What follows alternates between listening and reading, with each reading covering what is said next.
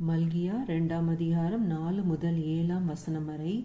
லேவியோடே பண்ணின என் உடன்படிக்கை நிலைத்திருக்கும் படிக்கு இந்த கட்டளையை உங்களிடத்திற்கு அனுப்பினேன் என்கிறதை அப்பொழுது அறிந்து கொள்வீர்கள் என்று சேனைகளின் கர்த்தர் சொல்லுகிறார். அவனோடே பண்ணின என் உடன்படிக்கை ஜீவனும் சமாதானமுமாய் இருந்தது. அவன் எனக்கு பயப்படும் பயத்தோடு இருக்க வேண்டுமென்று இவைகளை அவனுக்கு கட்டளையிட்டேன். அப்படியே அவன் என் நாமத்துக்கு பயந்தும் இருந்தான். சத்தியவேதம் அவன் வாயில் இருந்தது. அவனுடைய உதடுகளில் அநியாயம் காணப்படவில்லை. அவன் என்னோட சமாதானமும் யதார்த்தமுமாய் சஞ்சரித்து அநேகரை அக்கிரமத்தினின்று திருப்பினான். ஆசாரியனுடைய உதடுகள் அறிவை காக்க வேண்டும்.